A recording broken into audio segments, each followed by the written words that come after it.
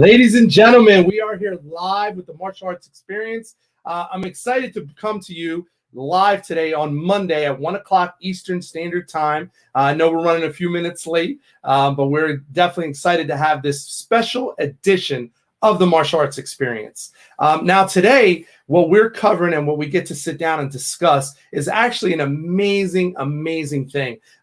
It's something that some people maybe on the East Coast don't know about. Obviously, West Coast martial artists, you guys know about it. But again, we're excited to talk about this amazing special edition today, which is about the Martial Arts History Museum. Some of you may be familiar with the logo, some of you maybe not, but it's an amazing thing in California. And without further ado, I got to bring the man on himself, and that is Mr. Michael Matsuda. How you doing today, sir? How's everything? Oh, thank you very much, Jose. It's indeed a pleasure to be on here. Thank you for your courtesy and your humbleness, sir, as I know we're running a few minutes behind today. That's all right. So let's just jump right in. Michael, let's talk about the History Museum. I want to know, how did it start? You know, what possessed you to get involved with it and establish this amazing foundation just to keep the history of martial arts going alive? So fill all the viewers in. Michael, go ahead. Well, you know, it's a crazy thing. I say to everybody else, don't ever do it. It has been a long and hard journey, I could tell you that. But, you know, just to go back real quick, I've been in the martial arts for 54 years now. I'm really aging myself. 54 years now. And as going through the martial arts back in the 60s, you know, you get to know people over the years. I met Fumio Demura when he first came over here, and knew who Ed Parker was, and a lot of these people back in the day where they were not icons. They were just growing up like the rest of us. So right. It was kind of neat to experience Gene LeBell when he was a wrestler and all that. So it's kind of fun to experience that. But putting that aside, when I started writing for the magazines after I got a journalism degree, I started writing for Inside Kung Fu and Black Belt magazine. I wrote for them for 20 years as a contributing editor. But during that time period, I had got my journalism degree and got my design and degree for newspapers and magazines. And I said, you know, I want to start my own magazine, you know, because I want to focus on history. And that's what I did in 1984. In 1983, I started my own magazine called Martial Art Magazine. Wow. And I had that for about 4 years. And I kept getting ads for tournaments, so I had to cover tournaments, which I didn't want to do, but I had ads for it. So in 1988, I sold it. Someone made me an offer and I sold the magazine. I said, I want to do something that talks about history, you know, to keep our history alive. And I thought a museum would be fantastic. Wow. So at that point, I said, okay, I don't know anything about doing a museum. I met with a few people, met with Doug Wong and a few other people, and we discussed the museum of Young Yu and many people about the museum. I said, okay, I'm going to go ahead and pursue it. So instead of putting stuff on the wall or whatever, I said, I got to go back to school. I got to learn how to do a museum. For the next 8 years, I went back to school. I went to learn about museum studies. I went to learn about design. I got a degree in film and business. I got a business degree. And I went to the American Film Institute to learn how to edit and be a director, because all this was going to be part of the museum. Right. So I had to learn everything from building sets to design. So for 8 or more years, I went back to school. Now, I was working at the time in that industry for films and commercials and all that as a producer. So this is kind of all connected together. Right. So once after about 8 years or so, I felt I was new enough, you know, to be out there. You know, it makes no sense of putting a museum to walk in and put stuff on the walls. It's like walking into a dojo and putting on a black belt. You know what I mean? Right.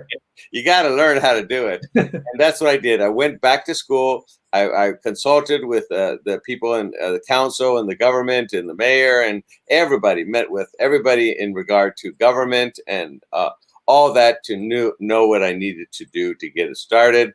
We became a 501c3 nonprofit, and we opened our doors in 1999 as a traveling exhibit. We traveled all over the country. from a small little booth to a huge 1,000-square-foot booth all over the place. And then we opened our doors in 2006 in Santa Clarita, and then moved to Burbank, where we are. And we are now celebrating our 22nd anniversary. Wow. So, yes, we do have a museum. Yeah. It is 22 years, and I hope people come be a part of it. It's a fun place to enjoy. But that's the quick story in a nutshell of the museum. There's more to it, but that's it in a nutshell. Yeah. No. But listen, we're going to dive into some, because I do have a lot of questions for you. But you did name drop a couple names there. So I do got to tell you, whenever we do our show, we try to keep the audience engaged and anybody that logs in. So we actually got some heavy hitters that have logged in already. So if we can say a quick hello. The first person is Sensei William Christopher Ford, our mutual friend. Man. He's the man. So he said hello. And then you name dropped one of the people that you first spoke to, and that is Douglas Wong. He is logged in to say hello. Oh, nice. Hey, Sifu, how are you, sir? The Sifu is with us. I got to tell you, he always logs into a lot of our shows, very, always support. So we thank him for logging in. Nice. Sifu Douglas Wong, when I had the magazine and I just sold it, it was around 1988. I had known Sifu Douglas Wong since the 70s. But in 1988 is then when he and I met to discuss the museum. I brought it to him. I wanted his advice. And he's the first one that gave me advice. He says, no, I think it's a good idea. I think you should go forward and all that, and there's a video conversation of us as well. Wow. But it was Sifu Douglas Wong who helped steer me in the direction. So I owe a lot to Sifu. Thank you, Sifu. Oh, wow. Well, he logged in, sir. He was an avid supporter. Also, if you could not to put us off track, but when we were a traveling exhibit, okay, we didn't have anything. I had some weapons, but I go, Sifu Douglas Wong, can I borrow that lion over there? Yeah, go ahead. Can I borrow that weapon there? Oh, sure. Can I borrow that? So half of our displays were from Sifu Douglas Wong. Wow. Everything we took was all his. So he kept our traveling exhibit alive. He truly preserved it. He truly preserved, right? Wow. If you could say a quick hello to a Sensei Emmett, if you could say hello to Sensei Emmett for logging in. Oh, Sensei Emmett, thank you so much, my friend. How you been? What a wonderful man. Thank you, Sensei. We also have Mr. Dustin Nino. I believe he has his own show as well. If you could say hello to Dustin.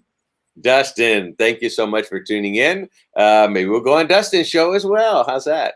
There we go. And last one, he always logs in, is Mr. CJ, the Terror Rivera from New York. If you could say hello to CJ. CJ, thank you so much for tuning in. I truly appreciate that.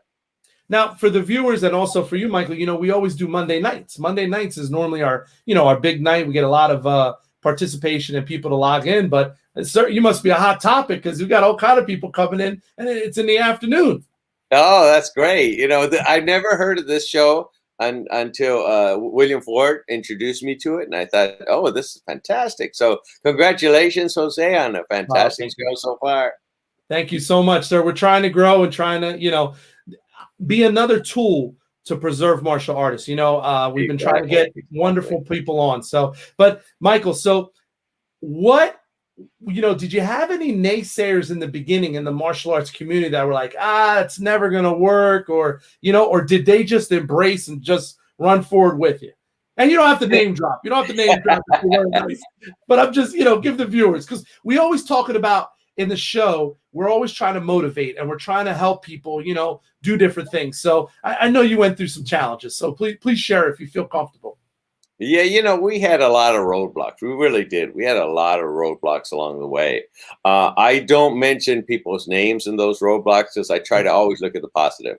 What's that old saying? If you don't have anything good to say about somebody, don't say it. I don't say it, period, And, but we did. We have a lot of people that wanted themselves as the primary person in the museum. And when they couldn't be the primary person featured, they had a fit. And we had some very well-known people that literally had a cow. Wow. But, we did run into a lot of roadblocks. It again, has not been an easy journey. I always knew that the big stars, those who benefited in the movies, I'm not going to mention all their names, but all those people who have movies and martial arts movies and all that, I said, they're never going to come on board. I knew this. They're not going to come on board. Much as I love them, much as we supported them, because they were students just like all of us, and we supported them. I paid my ticket to go see in the movie theater. I was there, so rah, rah, rah to everybody, so happy that they made it in, as a movie star. But I always knew, I always hoped they would come on board, but they haven't. None of the big stars have ever returned my call, returned my email, or those who I've met personally just don't want to help at all, period. But it has been the little guys, all of us teachers and students and everything. Those are the people that made the museum. Those are the real pioneers to me of the Martial Arts History Museum. So those are the guys that kept our history alive. So it would be nice if these stars came on board, or these people who have companies, supply companies, or management companies for martial arts who are doing very well, and many of them do fantastic, and I'm very glad for them that they do well. But it would be nice to have them on board. Maybe one day they will, but for now, not a single one of them has ever come on board, and it's kind of sad. It's kind of sad. I try not to think about it, because it puts a little bitterness in your heart, because if you see him in a movie and you say, hey, wait a minute, that guy never gave a dime, you know what I mean? But I try not to think that way. You can't think that way. And hopefully they'll come on board later. It would be nice, it would be nice to have a Jackie Chan theater, or, a Chuck Norris section or whatever. That would be great. But, hopefully they will. Hopefully they will. But again, the journey has been very difficult, especially financially. I sold my home and everything for this. So I'm into this full swing. This is my work, and I don't even get paid for it. But, it's a full commitment. It really is. And without a full commitment, there's no way we could have lasted 22 years. That's right. That's right. But you know what? I think it's the passion that you have for the arts, and, the focus and what you want to do, that unfortunately, I know money makes things happen. But what you're doing is just amazing. And I think it's just a great thing that you're doing. And I hope other martial artists come aboard, some of the big guys, but let's say you do have some good, you got some heavy hitters too that have come aboard. Cynthia and, some of the other martial artists, right? Our Camacho, you just did something recently with. Those guys are big guys too, Art's my partner in crime. We're best friends for years, and awesome. He's on the board as well, but he has helped me out considerably, and a lot of people have come aboard. Don the Dragon Wilson and Cynthia, great kid, Cynthia Rothrock. Matter of fact, she'll be here in a little while. And, and a few more people have all come on board, and I'm very appreciative to that, James Liu and many people, Mark Dacascos, and who have given of themselves. Mark auctioned themselves off for dinner, to help the museum, and James did too. And, that's pretty good. Wow. These guys, I'm very, again, very appreciative to these people. Growing up with them, the museum is, to me, it's a little personal as well, because I grew up with these guys. Right. I knew Doug Wong back in the early 70s, and I knew Wong, and I knew James Liu, and I knew Jean LaBelle, and Fuyu Demur, and all these guys back in the days when Bong Su-han just came over here, So you knew them before. Personal. They can say I was there. right. So let's talk about, give us some inside scoop on the museum, square footage, how you have the, everything set up. Give us a little bit of details to someone that they're trying to imagine what it is, because they haven't been there yet. Okay. When we started the museum in city of Santa Clarita, we had worked with the city. I want to work with the council and to work with the city and to work with the government. It's very important to do that, to get them involved. I remember talking to Jun Rhee before he passed away. He said, Michael, and I really always talk about this. He says, Michael, you've done the museum the right way. That's exactly how to do it. And I'm very appreciative of that, to Jun Rhee for that. I had met with many of the people in the politics, and when in Santa Clarita, I met with the mayor and the congressman, and they said where I was living in Santa Clarita, and they said, no, bring the museum here, because I wanted to do it in LA. And I worked with Senator Richard Alarcon and all those guys, Mayor Viragosa, and tried to get the museum in LA. It didn't work. So the city of Santa Clarita said, we're gonna have it here. Have it here. So that's what we did. We leased a place. It was like 8,000 square foot in the city of Santa Clarita. It was huge. We had the place there. We had a theater there, and it was great, fantastic. But the city, who was supposed to help us out, never did. So after a year, our lease was up, and I said, okay, we're leaving this city. So we're going to go to a place that will appreciate the arts. And we found Burbank, and we moved here to Burbank. We wanted to make sure this museum would stay. So we sold our house and we bought the property where we're at now. The property is about 2,000 square foot plus the outside. So the outside is like our theater. Okay. It fits about 80 people, and we have a bunch of shows and movies, screenings, and we have, people we honor and seminars and workshops, and we do that on there. So that's another, 2,000 square foot added onto it. So really it's about 4,000 square foot, but the museum itself is about 2,000. It's not a huge place yet. We will be. That's right. We will be. I have no doubt. I have no doubt whatsoever. But it is a nice look at history.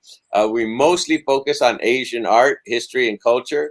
Only because of size-wise. Right. When we get bigger, we could do a lot more stuff, a lot of arts and all like that. But right now, we focus on China, Japan, Korea, the Philippines, Thailand, Hawaii, and then media and animation. That's our main focus right now. It's well designed. It's designed for kids and adults to understand. It reaches all the visual. When I designed this, I went all over the world, all over the United States, to every museum you can think of, to learn how to do this, to go to school to learn how to do this, to see other museums. I'm very thankful that so many other museums helped us out. Japanese American Museum was there for me. They're still there for me, helping me out. The Natural History Museum, the president, and all of them helped me out. So they were giving of themselves without any charge or anything, helping me out and helping guide me through this process. And I really appreciate that. But, it's a fun experience, the museum. It is designed for someone who's never learned anything about the martial arts. Okay. To leave and go, wow, that's cool. I never knew that about the martial arts. And that's what we get. Most of the people that we have in here do not do martial arts. The tourists that come in don't do martial arts. But when they leave, they're inspired to do martial arts. They learn about the history of Lua, they learn the history of, Chinese arts, with the country it came in, the impact it had on Chinese culture and Japanese culture, and the music. And then, they experience that when they get there. The taiko, the drums, the Chinese drums, the lions, the swords, all these different things are all part of the museum. Now, normally, traditionally, normal business hours, and how much is a ticket, or how does somebody, get to come to the museum? The museum is located at 2319 West Magnolia Boulevard in the city of Burbank. So we are open Thursday through Sunday, 11 to 6. And we do tours. We do tours for a lot of kids. And we try to do the tours on Monday, Tuesday, and Wednesday when we're closed to the public. Okay. So we try to make it a private tour, so that's what we do. But Thursday through Sunday, 11 to 6 is when we're open. Our website is mamuseum.com. Awesome. Now, what is a ticket to come in? How much do you charge for a ticket? $10. $10 for adults, $5 for kids. Now, on the museum website, you also have a donation opportunity there if somebody wants to donate. Right. We do have on mamuseum.com the ability for people to donate. The museum is a nonprofit 501c3 organization. So we are an active organization. And I say that because there are a lot of martial arts students. You can see on the list of everybody who has a 501c3 status, but we're the only ones that kept it alive. You may get it, but you got to keep it alive every year. So we do. We're the only ones that keep it alive every year, and people can donate, and it's a tax deduction. Especially that's right on the mamuseum.com, correct? Right, right. And if you want to donate, $10 million, put your name right on the front, and that'd be fantastic. Or the name of the theater. But I have to say, this journey, I cannot say how grateful I am and how humbled I am to be on this journey. I am nobody. I am nobody. I just was the person that got the pebble and threw it in the pond, and the ripple started. That's all I am. When I'm gone, the museum will continue on. This is about us. This is about our history. And I can say this with all honesty. There'll never be another museum ever again, period. This is our one and only opportunity. This is it. This is it. Nobody's going to commit themselves like I've committed myself to this. And I've done out the positive of the martial arts, and for people to experience the martial arts and Asian culture and all that. And we're not getting any younger. And our pioneers are passing away like crazy. Yeah. Passing away like crazy. And I said, look, guys, while you're still alive, make a donation, help out the museum while you can still see the museum. While you're here, when you're gone, you're not going to see the museum. You know what I mean? Right. So while you're here, make a big donation. Help us grow. Help us to get our big place and all that. And that way you can experience it. You can walk around and say, look, there's my picture. Or even if your picture is not on there, you say, there's my style and all that. Right. So my dream has always been to make this a whole village. That's always been my dream, to be like different shops, Asian style shops, to have areas where we do performances and do parades, and then have a big theater, have a restaurant, have the museum, have all the seminars all in one place. Right. Everybody can book their seminars, book their tournaments, book their conventions. One home for the martial arts. That has always been my goal, and we will get there. I have no doubt whatsoever we will get there. It's just taking a little time, but it's going to happen. Billy Blanks was just teaching Taibo in his studio, and nobody knew about it till one person came along and promoted him out there. Yeah. That was it, so you never know what's going to happen, but I firmly believe we're going to grow into a nice big place that people will come and enjoy forever. Wow. Now, Michael, we also, with today's show, we have some different countries that log in as well. Nice. So we actually had a gentleman, Herman Kordam. I don't know if you know that name. He is from South Africa and is logged in. If we could say hello to Herman. Oh, Herman, how are you doing? Thank you for logging in for so far away. Appreciate that. We have Master Trent Chontis from Pittsburgh, PA. Trent, how are you, sir? Good to be. Thank you for coming on there. We also have Master Paul Chang from Philadelphia, Pennsylvania. Paul, how are you doing, my friend? Thank you for tuning in. We have Mrs. Ramos. She's actually one of my black belts. She's logging in from New Jersey. You'd say hello. Mrs. Ramos, how are you? Thank you so much for tuning in. I appreciate that very much. Thank you guys, everybody, for watching. Hey, it's great that you do these broadcasts. This is so cool. I love it. New technology. I love it. I'm the worst at new technology, but I love it. You're the YouTube guru. Remember, I told you that. You're the YouTube guru. And by the way, please, everybody watch our YouTube. We're trying to get it out there. Cynthia and I, Rothrock and I formed a little business together, and we had her YouTube going for quite a while, and then she took it over. That was always the plan for her to take it over later. And then I would do mine. I should have done mine earlier, the museums earlier. I should have done it earlier, but I didn't. But everything I learned doing it with Cynthia's, I'm now doing with the museum. So we just restarted ourselves about 6 months ago or less. And so everybody, I hope you tune in to our YouTube. Just type in Martial Arts History Museum. You'll find us on YouTube and watch our stuff. Awesome. Now, Michael, you have a very, very big re-grand opening coming up. Right.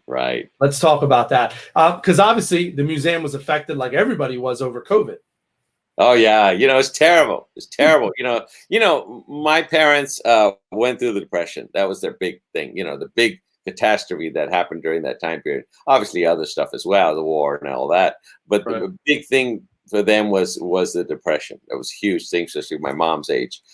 For us, this is one of our most horrific times as well. That has affected all of us. The COVID has just taken a tremendous toll, especially in martial arts schools. Over here, we have thousands of schools over here in California, and I think about 80% have closed up. people that I know who had schools for 40 years closed their doors. People who are very well known in the martial arts, very well known as respected instructors for a long period of time, all closed their doors. So it's had an effect on all of us. The museum, we've been affected as well. We've done our best to survive through this. The governor ordered our doors closed, all the museums closed in California, period. Even though we did precautions to, masking and all that, he wouldn't let us open. So we were closed for a year and a half, almost a year and a half. So we got a few grants here and there, applying for grants, and we got donations from everybody to keep the museum alive, to pay for the mortgage, to pay for all that. And that's what happened. Everybody came aboard and helped us stay alive. And obviously we, didn't make anywhere close to what we've done before. And we didn't have our conventions, the Dragon Fest, to raise money. That was our biggest fundraiser, and we couldn't do it for 2 years. So now we're able to open, and that's what we're doing. We're reopening our doors. It's going to be on September the 18th, this Saturday coming up, and we're going to have a grand reopening. We're going to open our back area. We're going to open everything up. We're going to have a lot of fun. We're going to have music. We're going to have Chinese lion dancing. We're going to have demonstrations. We have a whole bunch of stuff that we're going to have, and many of our icons will be there, and it'll be a great celebration to restart the museum. COVID has really taken a toll on people's lives as well. It's a lot of people in depression has hit, and it looks very bleak, to a lot of people, even myself. But we just got to move forward. We just got to move forward, and just even if we can barely take that step forward, we got to get our leg and force it forward, and we have to just move forward and look. We know things will get better, and we're gonna. If they don't get better, we're gonna make them get better. So we got to do everything we can to move forward. If we think about depressing and depressed thoughts and all that, it's going to wear us down. It's going to slow us down, but we can't do that. So we got to move forward. And I'm hoping everybody will rejoice with the Martial Arts History Museum as we have our grand reopening. I hope we pack it out. We're going to have a potluck. There's going to be food. There's going to be everything. It's going to be a great celebration. Channel 7 and Channel 5 News will be here. I just talked to them yesterday. So we're going to have great coverage. And it's going to be a lot of fun. It's going to be a lot of fun. I hope people can join us. Awesome. Are you selling special tickets for that, sir, or just be the normal $10 fee, or? Yeah, just a normal $10 fee, but we are encouraging everybody to give a little bit more because this is our fundraiser. It's our fundraiser. As I say, bring your checkbook. They still have checkbooks today, but bring your checkbook. Give a little more than just the $10. Give a little more to help us out. This is our fundraiser. This is our Dragon Fest. This is everything now to get us off our feet and restart and reignite the museum. And this is it. This is where we're going to move forward from here. Awesome. But they give more. They give more if they want. They can go online and give too.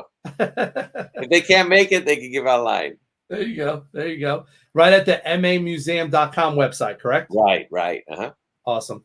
We have to give a special shout out to both of our mutual friend, and that is the amazing Michelle Manu. She says hello.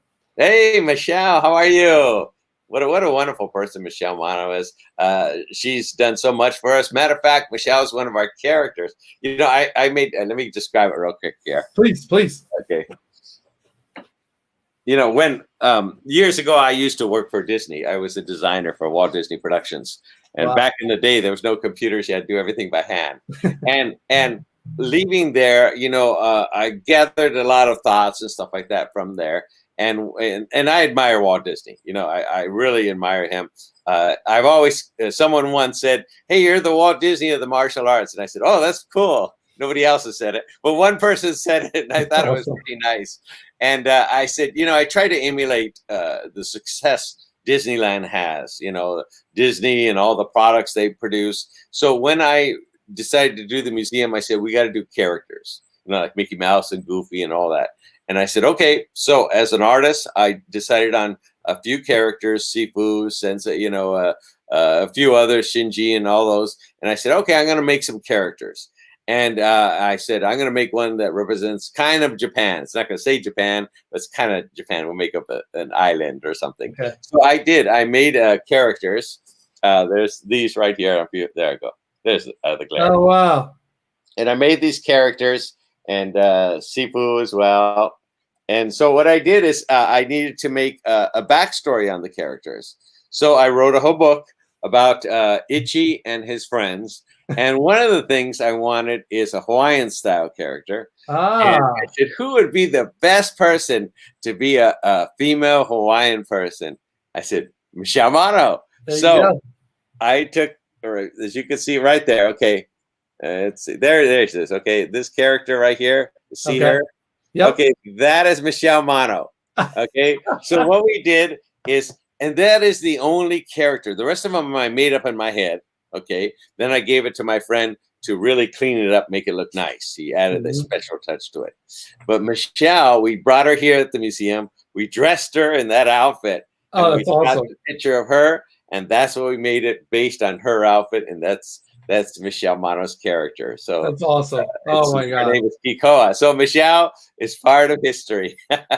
Oh my goodness. That's and, crazy. and you know, when I wrote this book, it's a storybook. You know, all just the stories, and I tried to include names of my friends and people that helped me out in there. So I thought, you know, I said they help us out in the museum. I'm going to make them a little part of history. So this is Cynthia, this, and you know, different names in there of people that I know.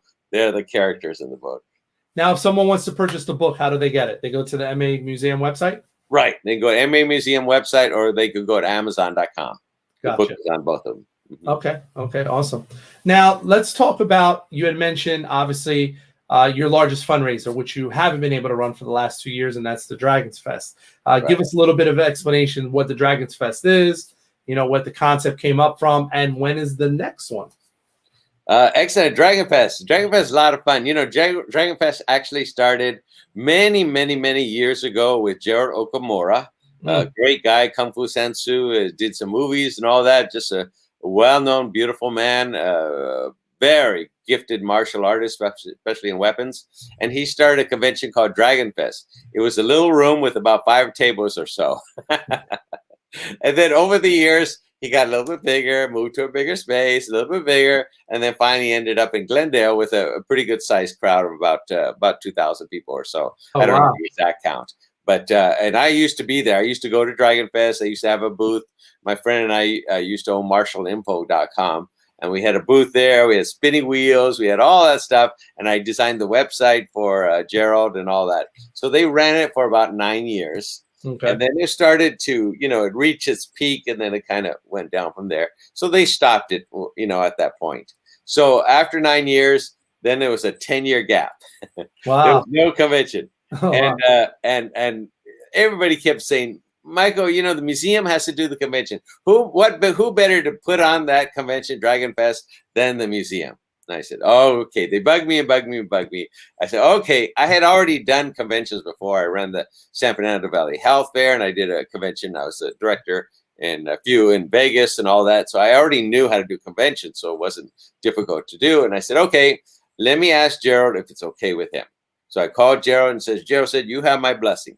Take it. It's yours, you know? I said, great. Okay. So that's what we did. We restarted Dragon Fest. I rented a big hall. It was overflowing. Everybody who was at the old Dragon Fest was back at the new Dragon Fest. Wow. And, you know, Doug Wong was there, and James Liu, and everybody was there, and it was fantastic. So every year it continues to grow. We've had it. This is our 7th year that we've had it. So I think it's like 16 years total.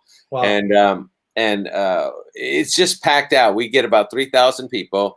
We have 140 booths. And we have seminars and workshops and all that nice 2-day event. And it's really fun.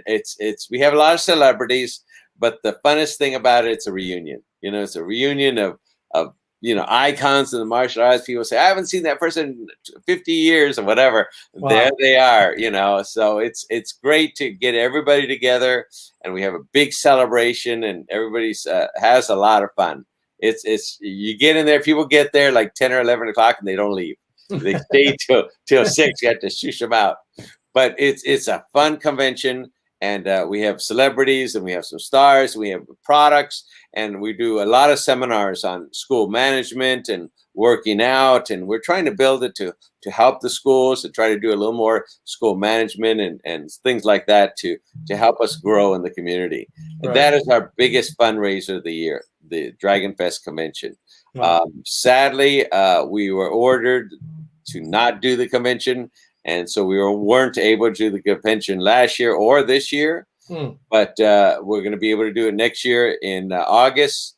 I think Okay. it's August 17th and 18th. I have to double check on that. But in late August 2022, next year, that's we're going to relaunch it, and we'll restart it again.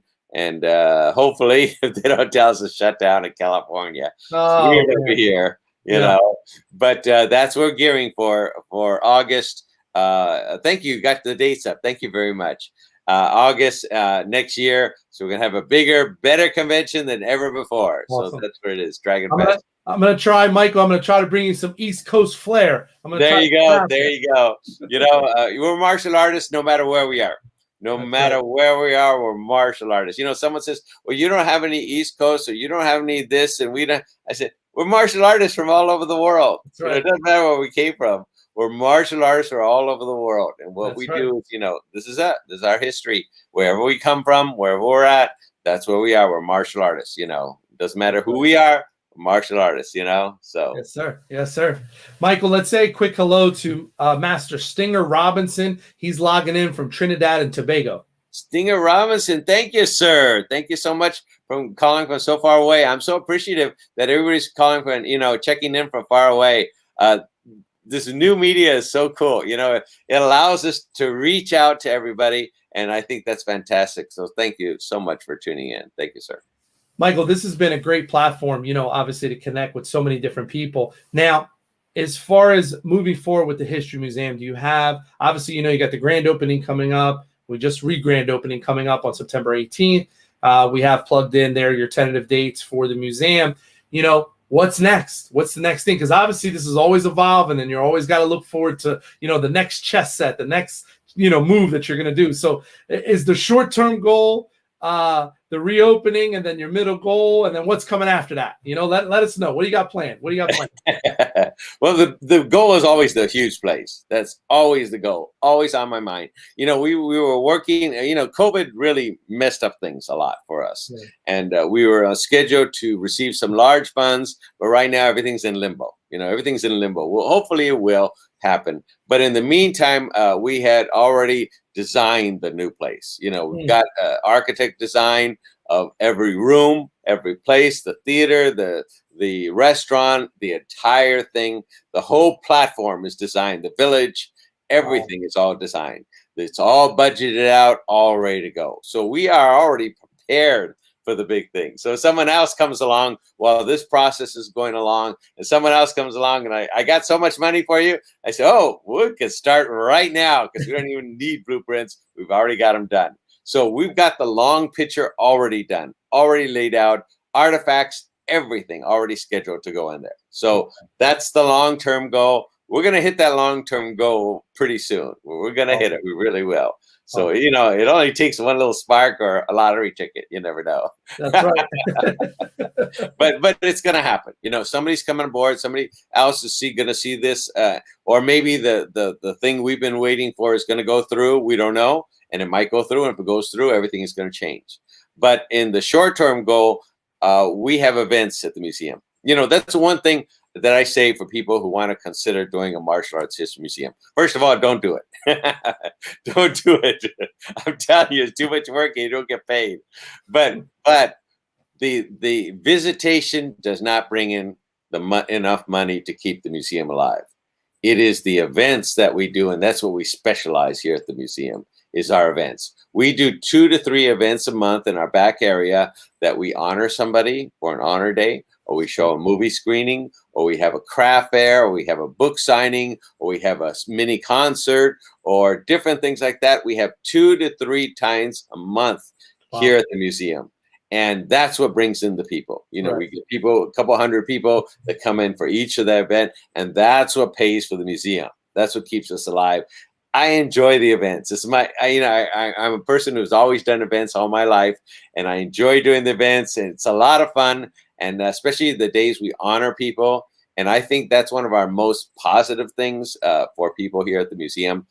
We set aside about 2 hours, and we honor an individual. It doesn't matter who it is, a school owner or someone, you know, in the martial arts or whatever. We take time. I write a script about them, about their biography. We show their video. I toast them a little bit.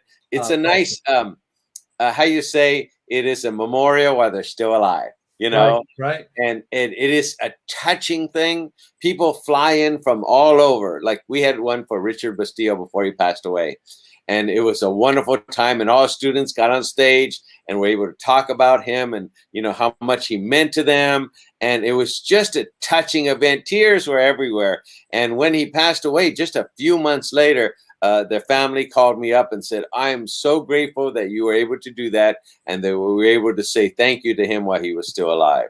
Wow. And I think by doing these events like this, that really helps promote people and help people and bring people to the museum and keep us alive.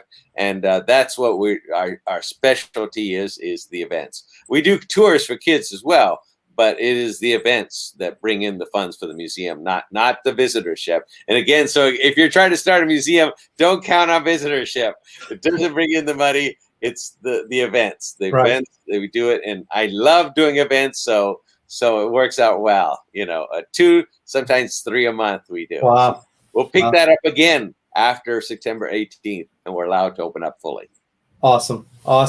Now, Michael, the driving force, you know, what keeps you moving? I mean, to have this passion for something that you're basically giving recognition and preserving the history of honor of other people's, you know, accomplishments. Like you're saying, you know, you're recognizing these other masters or school owners in this, but you, sir, you know, you're the heart and soul behind this. So, you know, what keeps you moving? I mean, what possesses you to do this? You know, our Camacho asked me that the other about a month ago as well. I said, under, gosh, wonder what it is. You know, to me, the martial arts has done a lot for so many of us. You know, for me, it helped me against bullying. You know, when in the 5th grade, a bully jumped me. I had just learned judo for a year, and he jumped me, and I flipped him, and that was it. I was never bullied again the rest of my life because everybody knew I was doing martial arts. To me, it has been a personal journey. I have grown up with so many of these people that even though I was a little kid, I remember them. I remember Gene LaBelle's, the school he trained at, driving by. I could see the judo sign there, and I visited the Tracy School, and I got to know everybody in the martial arts, especially when they started. You know, when they were just barely, Takamoto was still hammering his head back then. Oh, wow. And to be part of that, you know, people from different generations say, "Oh, I was there when the Model T was made, or I was there when the planes were out there." Well, we were here when the martial arts had its boom, you know, from the 60s, really from the 60s on. It's when the martial arts had a big impact in America and changed everything. And I remember when I was looking for a martial arts school, there were no schools. There was judo schools, and that was it. You know, there's no karate schools back then. I had learned at the Japanese Community Center where I attended, and there was nothing there. So when you grow up and you see these schools come up and you see tournaments where there were hardly any tournaments, you know, Cynthia Rothrock was just a competitor. Chuck Norris was just a competitor, you know. I'm really aging myself here, but to see them grow up, you know, and the whole martial arts community grow up and to make an impact, to me, that really makes a passion in my heart. We have an opportunity here, and I say we, for all of us, we have an opportunity here to keep that history alive. You know, again, somebody's got to do it, and it just happened to be me, unintentionally, but it just happened to be me. My picture's not all over the place, you know. It's not about me. It's never been about me. It's been about our history. And when I'm gone, this is going to continue, you know, for a long time, you know, for centuries to come. And Cecil Peoples said, I want my great-great-great-grandkids to know what their great-great-grandfather did in history. So I think it's the passion of being part of history. You know, I was never a big competitor. I just studied style for a long time, monkey style, for most of my life, and to help engineer and bring that out into the open to be part of history there. But, I was never a good competitor. I competed like 3 times and I said, this is not for me. But, I think it is that the friendships along the way, people ask me, what's my favorite part in the museum? What's my favorite item in the museum? And I say, it's the journey. The journey is my favorite item because in the journey, I've gotten to learn so many people. I would have never met Michelle Manu if it wasn't for the journey. I would have never met many of these people if it wasn't for the journey. So I think the journey is my favorite part of the museum.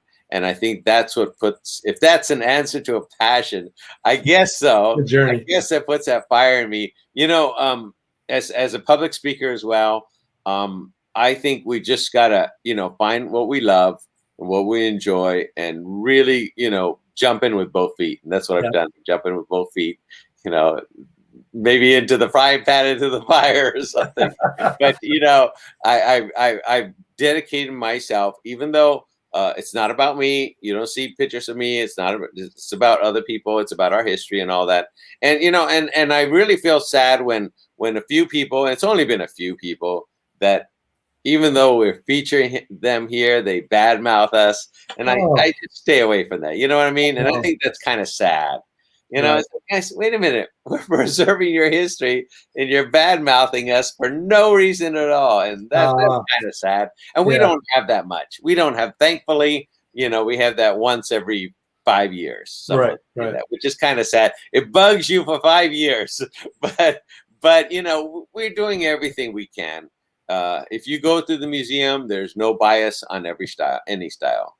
We do our best to promote everything here, promote the style, promote the art, promote the culture, so that people can come here and when they leave, they want to learn a martial art, or they're going to learn about, if they take Korean arts, now they're going to learn about Korea and the culture of Korea and Japan and all that. So this is a learning educational facility to people learn about Asian culture, and then more later on, and then the history and the positive influence martial arts and Asian culture has had on America.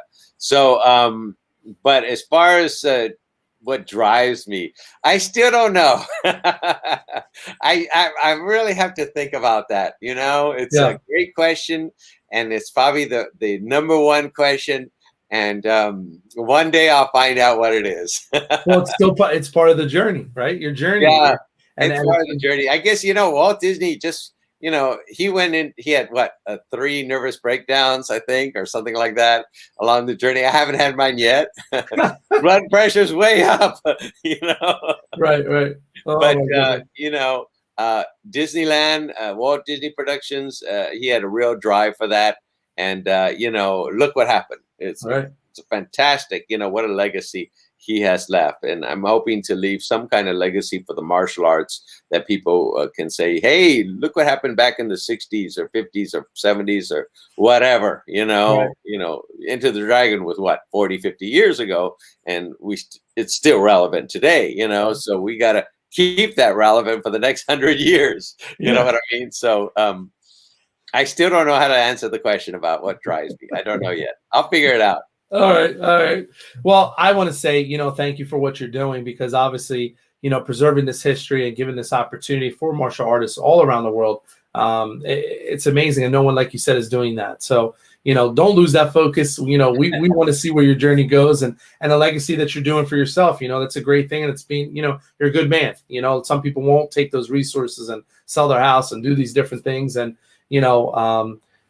I want to say, as a martial artist, and I've career martial artist myself over 40 years, I'm appreciative to what you're doing, because I think that this is an amazing thing, and it keeps that legacy and that lineage going for other people to be exposed to martial arts. So I say thank you and kudos to you. Don't stop no matter what the naysayers or anything else. Keep moving forward, because I know big things are coming, and you got the grand opening on the 18th. So we say a blessing for you for that. And you talked about Art Camacho. You're successful as it is because you just didn't finish the Camacho Experiment, right?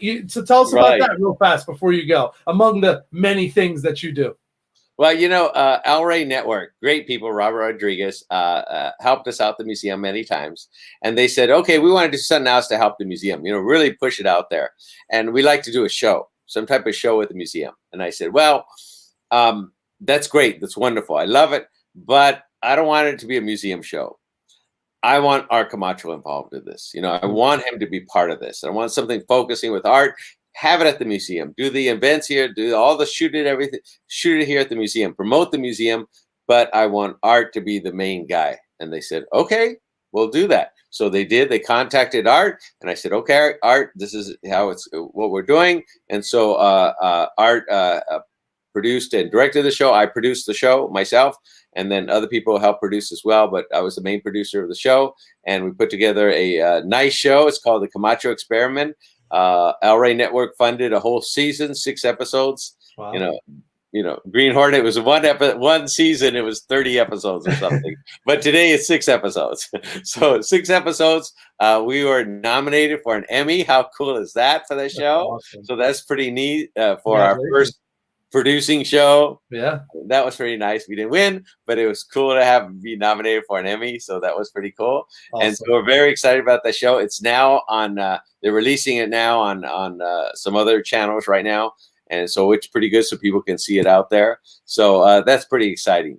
But in closing, what I want to say to everybody, again, I said this earlier. A friend of mine, great guy, wonderful man. Passed away. Big martial art guy passed away.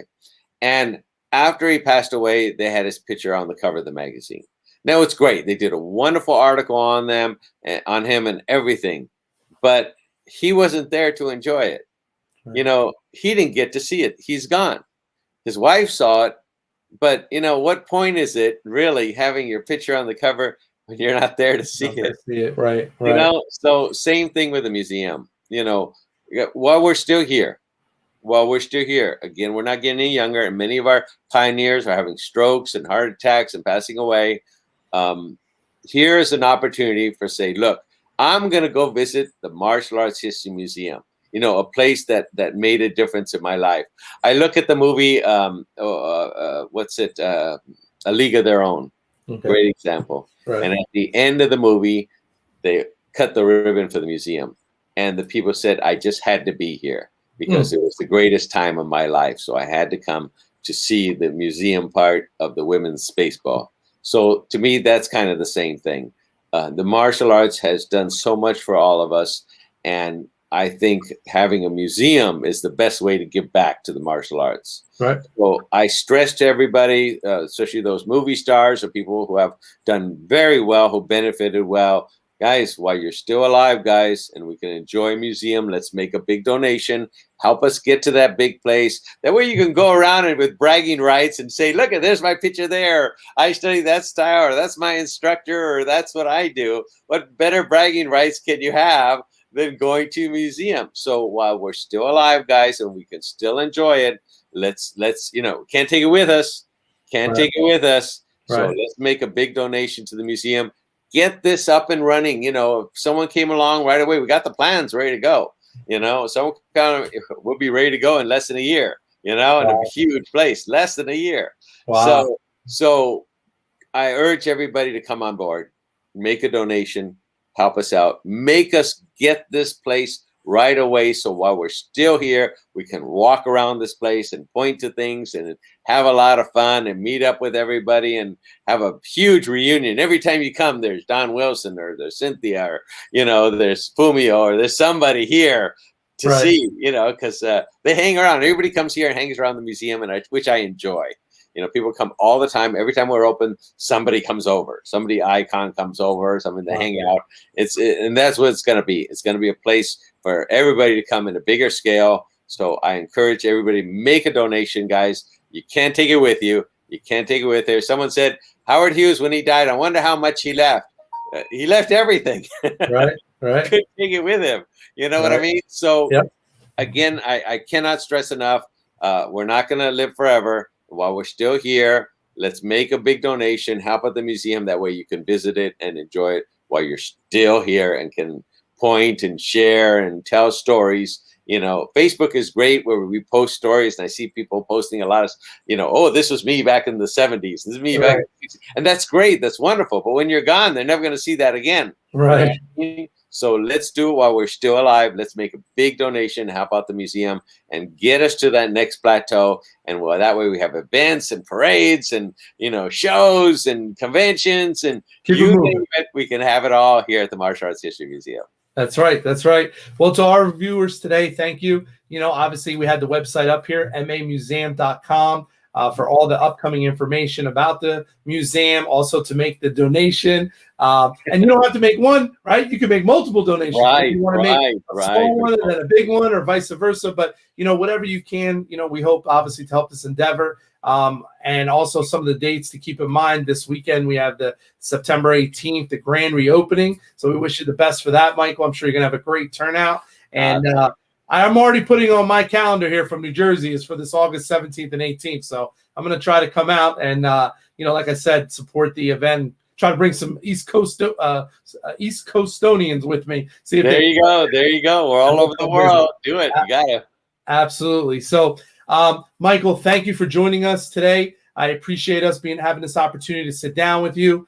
We wish you the best with everything. To all the viewers, we had a lot of people log in for 1 o'clock Eastern and 10 a.m. Pacific. So I was pretty happy about that. Different countries and everything. So thank you, Michael, for the opportunity. We wish you the best. Anything you need, let us know. And hopefully maybe we could do a follow-up show after the grand reopening and see how everything went. Definitely. And thank you, everybody, for tuning in. It's very, very nice of you. I appreciate it. Please spread the word about the museum. We don't have a big advertising budget and all that, but we need to get more and more the word out there. We need to get the word out there. So for right now, it's all of us. And let's just get the word out there that, hey, we finally have a museum for the martial arts. How cool is that? Awesome. Everyone, thank you so much, Michael. Thank you so much for joining me today. I appreciate it. We wish you the best. To all my viewers, everybody enjoy the rest of your day and stay safe. God bless. Take care. Thank you. Thank you very much, sir.